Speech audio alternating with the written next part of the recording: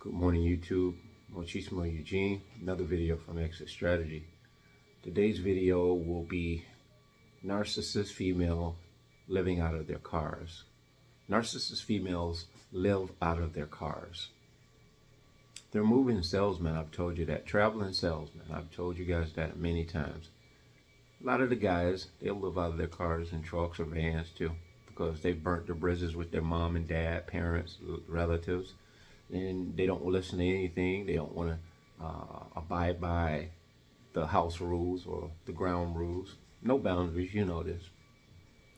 I've discovered this from firsthand experience, the narcissists living out of their cars, by way of just observation. I go to the salvage yards a lot of times, and I'll go there, and the trunks of the cars are full with shoes, perfume, mascara, deodorant, socks, shoes, you name it.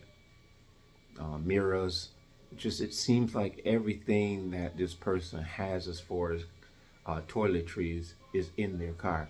That is a sign that this person is living out of their cars. This is not a sign of people just have a few things that they are have put in their trunk for an overnight stay or something. And that's something that you'll notice in a narcissist's car. You'll notice that they have a duffel bag in their car when you meet them, and you'll just say, oh, what's this bag? It's just some stuff I forgot to take out. I haven't taken it into the house yet. And with the ex-narc that I married, that duffel bag that she once said that she hadn't had time to take it inside, it never came a time where that bag came inside. It just basically stayed in that car. And I know why, because those in that bag was things that she was packing on the go when she was out and about, meeting supplies at the park, near the swamp, near the creek, under the bridge, wherever they go. And they're so cheap, if the guy doesn't buy the hotel or motel, you best believe they'll do it wherever, whenever. They don't really have no discretion. And be mindful, guys. I have an addiction to porn at present, which I'm always constantly trying to get a grasp on. I'm in the midst of considering a fast, and there's a thing called semen retention. I've been reading about that, so full disclosure on that. And I really bring that up in conjunction with this title, because women tend to lead with their body, and I've always been a sucker for that, like a lot of us guys are, physicalities.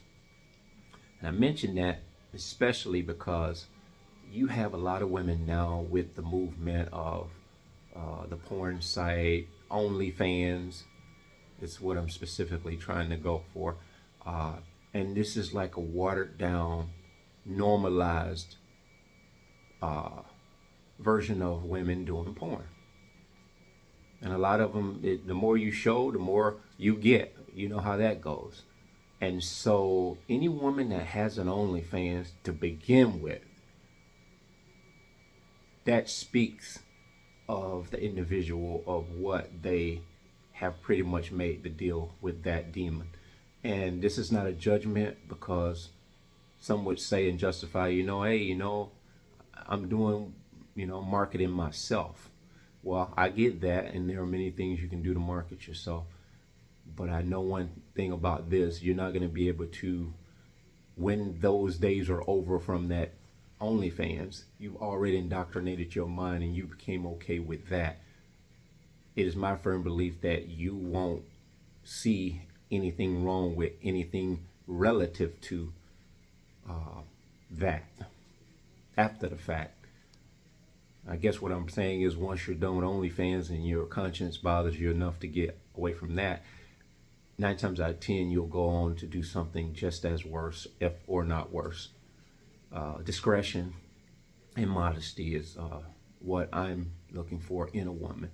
And I know it must start with me. It must start with me behaving and having the restraint in which I'm speaking about. So back to the living out of their cars, they will do that. And a lot of them are not hygienically astute. They don't take good care of their body hygienically. So when you're dealing with a narcissist, you're already opening yourself up to potential disease or STDs. I've been fortunate in that, and I've been blessed. But these are things that we need to be mindful of as men, first of all. And a lot of times these women living out of their cars, they're interacting with other women, they're ganging up, doing group sex, they're doing a lot of things. And so there's just a lot of layers to the narcissist, as we all know. It's just something I wanted to speak of. Whenever you notice duffel bags or a lot of toiletries in someone's car, namely the female, it's a potential chance that that is a narcissist traveling salesman. With that being said, bless.